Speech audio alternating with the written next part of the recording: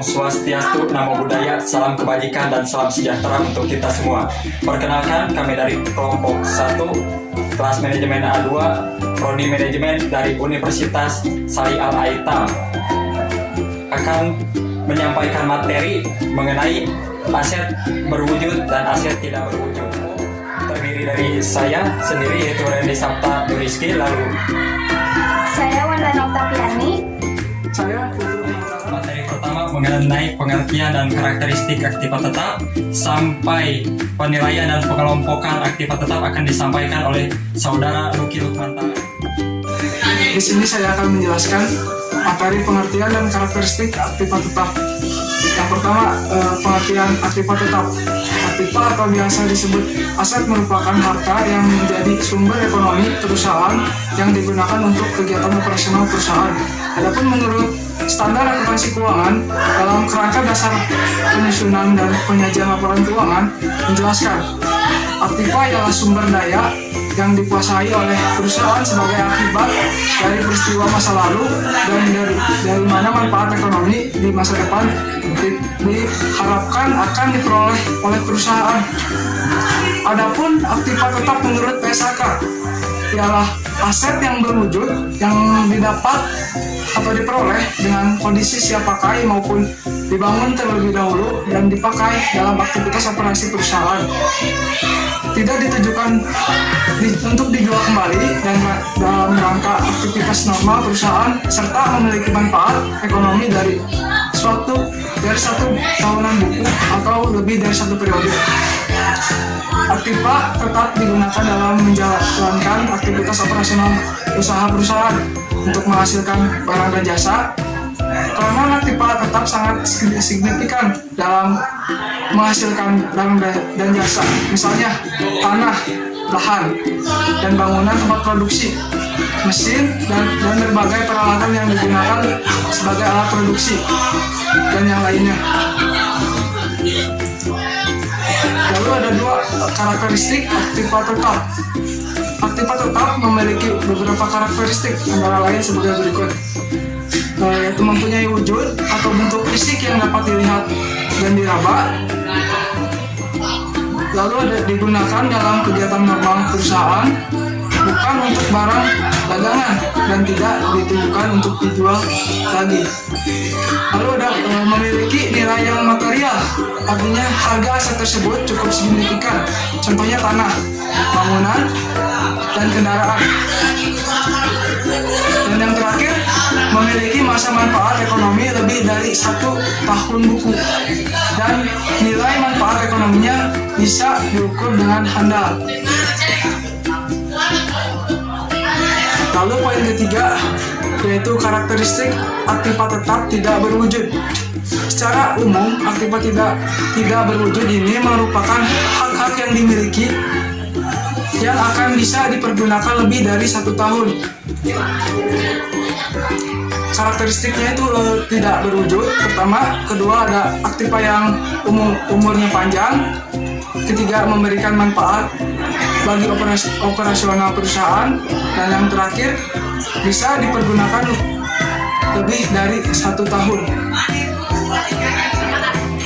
Asal digunakan dalam aktivitas normal perusahaan, tidak untuk dijual lagi seperti barang dagang atau persediaan atau investasi. Contohnya, mobil bagi dealer mobil diakui sebagai persediaan, bukan aktiva tetap. Sedangkan bagi perusahaan manufaktur, mobil diakui sebagai aktiva tetap, bukan persediaan.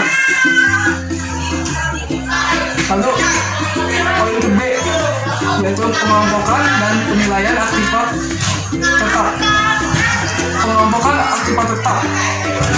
Aktiva tetap dapat kita bedakan menjadi dua, yaitu sebagai berikut. Baik, pertama ada aset berwujud atau tangible fixed asset, ialah aktiva tetap yang secara fisik dapat digunakan dalam operasi perusahaan. Aktiva tetap berwujud terdiri atas berbagai berikut sebagai berikut. Yang pertama, aktiva yang merupakan subjek penyusutan depresiasi. Aktiva ini terdiri dari dua jenis, yaitu barang inventaris dan barang modal. Contohnya ada peralatan, kendaraan, bangunan, dan gedung, serta lain-lain. Kedua, ada aktiva yang merupakan subjek deflasi, contohnya bahan tambang dan sumber alam. Lalu ketiga, aktiva yang tidak mengalami penyusutan maupun deflasi, contohnya tanah. Lalu ada aset tidak berwujud. Aktiva tetap tidak berwujud, intangible fixed asset, ialah aktiva yang umurnya panjang dan memberikan manfaat bagi operasi perusahaan, tetapi tidak mempunyai bentuk fisik. Secara umum, aktiva tidak berwujud ini merupakan hak-hak yang dimiliki yang akan bisa dipergunakan lebih dari 1 tahun. Aktiva tetap tidak berwujud atau intangible asset ini terdiri dari hak paten. Hak paten ialah hak tunggal yang diberikan oleh penerima melalui Direktorat Paten kepada perorangan atau suatu badan untuk memanfaatkan suatu penemuan tertentu. Contohnya, Indonesia sebagai pemegang hak paten atas batik sebagai salah satu warisan budayanya yang asli. Lalu kedua, ada hak cipta atau copyright, ialah hak tunggal yang diberikan kepada orang atau suatu badan untuk memperbanyak dan menjual barang-barang hasil karya seni atau karya intelektual. Contohnya, Terelie sebagai pemegang hak cipta novel yang berjudul Daun yang Jatuh Tak Pernah Membenci Angin. Setiap pengadaan atau penduplikasian novel tersebut haruslah mendapat izin dari Terelie dan penerbit asli buku tersebut. Yang ketiga, ada merek dagang atau trademark, ialah hak tunggal yang diberikan kepada orang atau suatu badan usaha untuk menggunakan cap, nama, atau lambang usaha. Contohnya, Nestle merupakan perusahaan makanan dan minuman terbesar di dunia yang memiliki lebih dari 2.000 merek, mulai dari ikon global hingga produk lokal favorit. Lalu keempat, ada waralab atau franchise, ialah hak tunggal yang diperoleh suatu perusahaan dari perusahaan lain untuk mengomersialkan produk, proses, teknik, atau resep tertentu. Contohnya, KFC adalah suatu merek dagang waralab dari yang brand Inch yang bermarkas di Louisville, Kentucky, Amerika Serikat, yang didirikan oleh Cole Harold Sanders dan lain-lain. Lalu ada kelima, goodwill. Goodwill merupakan nilai lebih yang dimiliki suatu perusahaan sebagai akibat adanya nama baik, letak yang strategis, manajer yang baik, dan sebagainya. Contoh, PT Semen Gresik menjadi produsen semen terbesar di Indonesia karena lokasinya yang berada di daerah Pegunungan Kapur.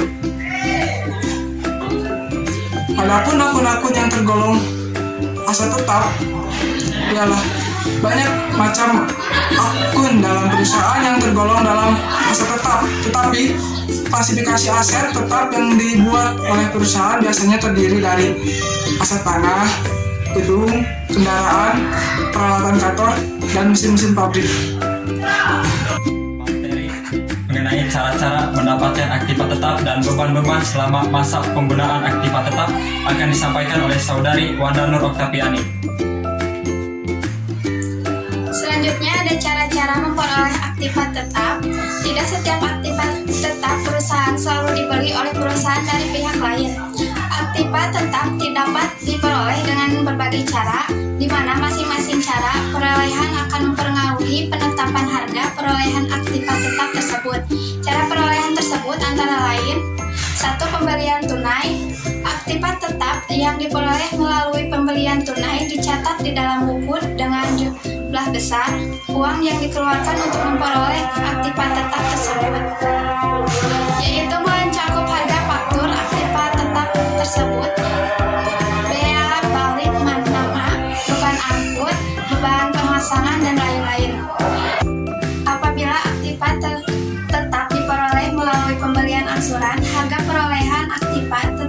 tersebut tidak termasuk bunga.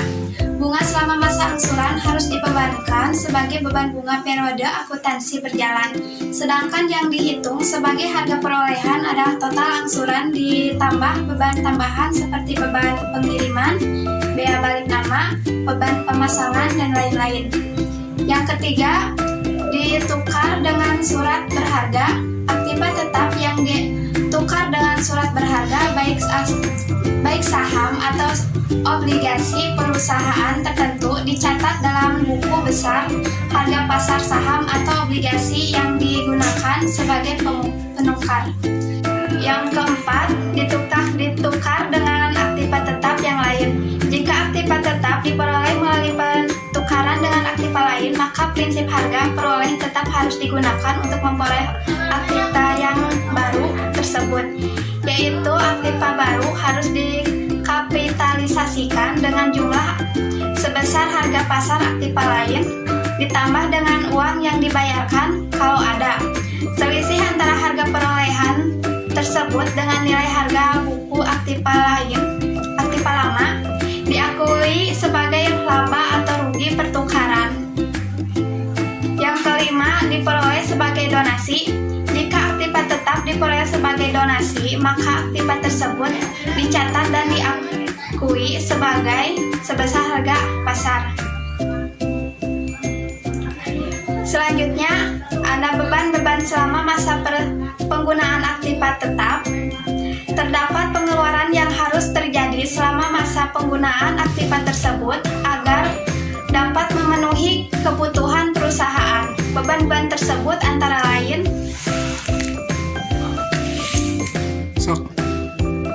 yang pertama, reparasi dan pemeliharaan. Beban dalam kelompok ini dapat dipilih menjadi beban yang jumlahnya kecil dan beban yang jumlahnya besar. Beban yang jumlahnya kecil dimasukkan sebagai bagian dari beban operasi tahunan berjalan. Sedangkan beban yang jumlah besar dikapitalisasikan ke dalam aktiva tersebut sehingga menambah harga perolehan aktiva tetap tersebut. Yang kedua, penggantian. Ada kemungkinan satu bagian dari aktiva tetap harus diganti karena rusak atau aus. Jika beban penggantian tersebut jumlahnya kecil, langsung dibebankan sebagai beban tahun berjalan. Sedangkan jika jumlahnya besar, dikapitalisasikan kepada aktiva tersebut. Aktiva tetap. Yang ketiga, penambahan. Yang dimaksud dengan penambahan adalah memperbesar atau memperluas fasilitas suatu aktiva. Seperti penambahan dikapitalisasikan kepada aktiva tetap tersebut. Terakhir mengenai depresiasi dan metode perhitungan depresiasi akan disampaikan oleh saya sendiri. Dan selanjutnya adalah depresiasi atau penyusutan. Depresiasi adalah pengalokasian harga perolehan aktiva tetap menjadi beban ke dalam periode akuntansi yang menikmati manfaat dan aktiva tetap tersebut. Total pengeluaran yang terjadi pada suatu periode akuntansi untuk memperoleh aktiva tetap tertentu tidak boleh dibebankan seluruhnya sebagai beban periode berjalan. Jika pengeluaran tersebut seluruhnya dibebankan pada periode berjalan, maka beban periode berjalan akan terlalu berat, sedangkan beban periode berikutnya yang menikmati dan memperoleh manfaat dari aktiva tetap tersebut menjadi terlalu ringan. Dan itu berarti jika ketidakadilan di dalam proses pembebanan suatu pengeluaran karena periode di mana aktiva tetap tersebut dibeli bebannya menjadi terlalu besar, sedangkan periode berikutnya menjadi terlalu ringan. Karena itu, supaya keadilan pembebanan pengeluaran dapat terjadi, harus dilakukan depresiasi terhadap aktiva tetap tersebut.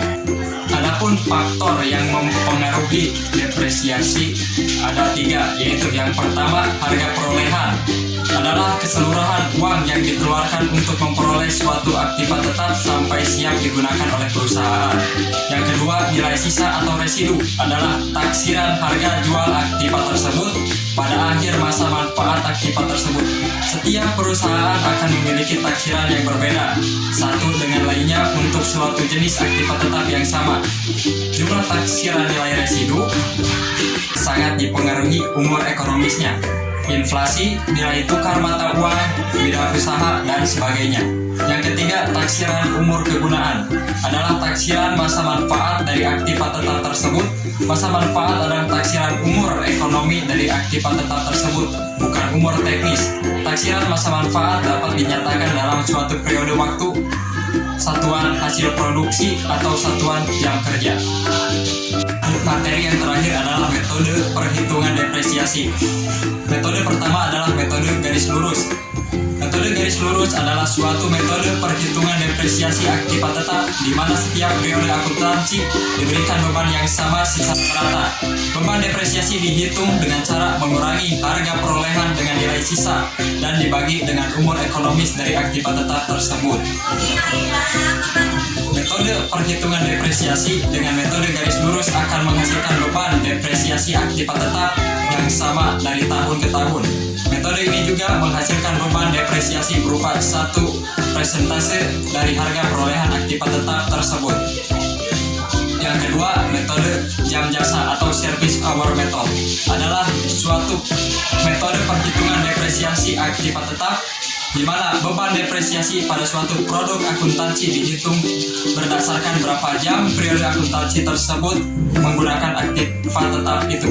Semakin lama aktiva tetap yang digunakan di dalam suatu periode akan semakin besar pula beban depresiasinya.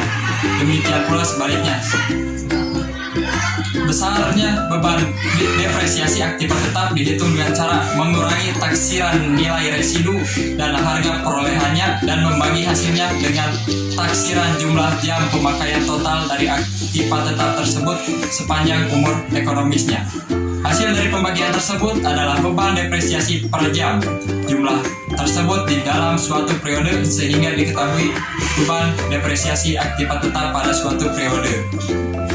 Depresiasi aktiva tetap yang dihitung dengan metode jam jasa akan menghasilkan tarif depresiasi per jam atau persatuan waktu tertentu. Dan berdasarkan tarif depresiasi tersebut, beban depresiasi suatu periode dihitung dengan mengalihkan tarif tersebut dengan jumlah jam atau waktu yang digunakan di dalam periode tersebut.